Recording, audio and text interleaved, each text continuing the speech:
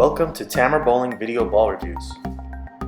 We need your support, so if you like what we do, please support us by joining our Patreon page. I want to thank Limerick Bowl for their support. If you're in the area, don't forget to visit Limerick Bowl in Limerick, Pennsylvania. Hey Tamer Bowling fans, today we have the new Storm Phaze III. Alright, first impressions. It's a pretty ball. It smells good if you're into that sort of thing. A nice motion that many are going to like.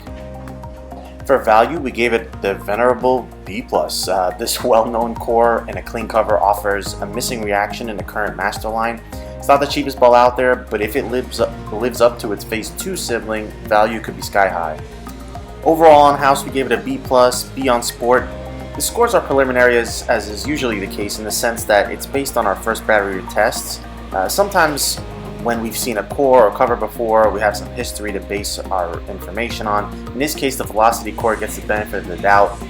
In the R3S hybrid was seen on the Intense Fire. While that cover felt smoother on the big ASIM Rad E core, it definitely spools up fast down lane with the velocity core.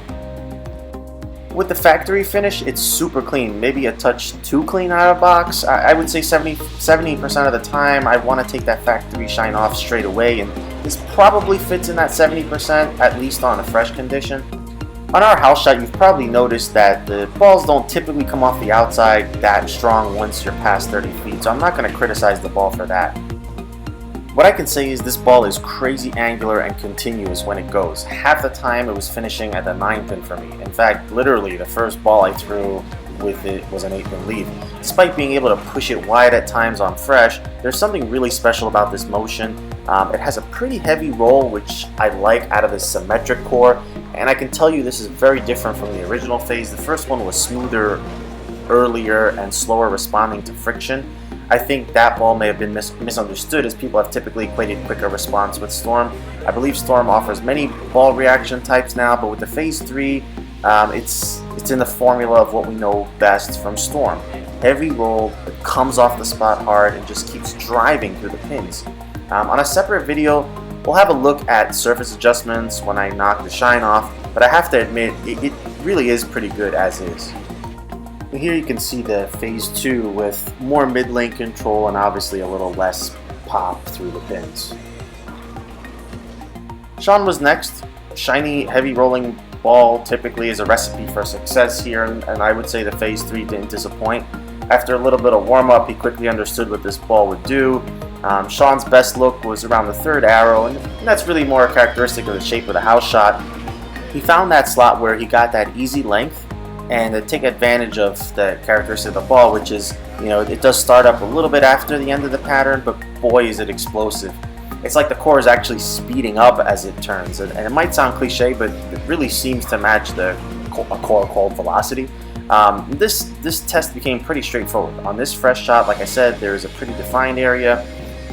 He could get into the fourth arrow as it breaks down, and he could probably create massive angles with this ball.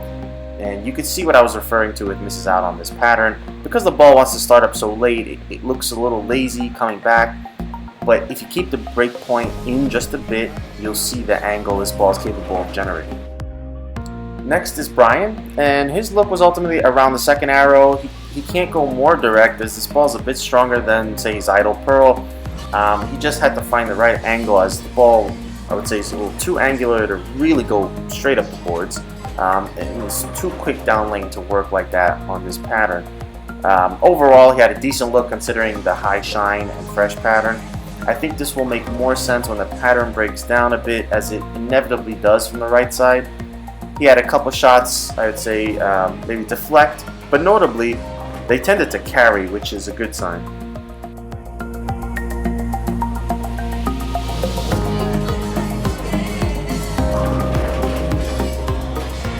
We had an opportunity to test the Phaze III on a 42-foot PBA Scorpion Pattern. This is a higher volume pattern. Surely this shine is not for fresh, so we did use a pair with 3 games on it.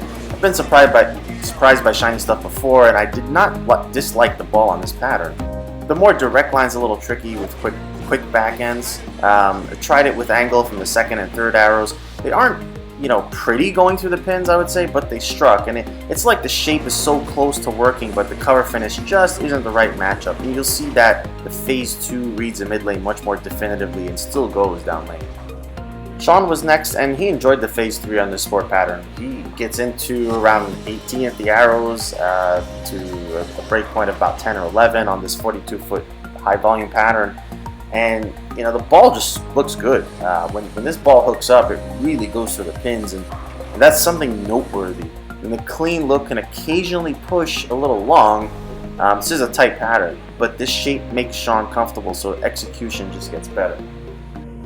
And finally, Brian, he was surprised to find he really enjoyed this ball on this pretty tight pattern. He had a nice little window going through around 14 at the arrows and had room at the breakpoint from 9 to 12, 13 or so. I mean, that amount of room on what's a really tight pattern really impressed him, and you know, and me watching it. He could get it down lane and take advantage of that nice punch from the velocity core. Final thoughts. All three bowlers enjoyed the shape of the Phaze III on lane. That clean look but heavy rolling flip that makes it ultra continuous is a characteristic that not too many balls can tout. If your pattern's tighter without forgiveness to the outside, this is not going to be the first ball out of the bag, as you'll get some over-under. But if your house has friction to the outside, which most do, or you've opened up a tight pattern a bit, Phaze III definitely is coming out of the bag. And the type of roll it has will give it a wide range of usability in the sense that you can keep moving in as it loves to generate angle. So it can come into play as soon as your duller benchmark is starting to plaque and can stay in play for a while. If you pick up a Phaze III, I don't think you'll be disappointed.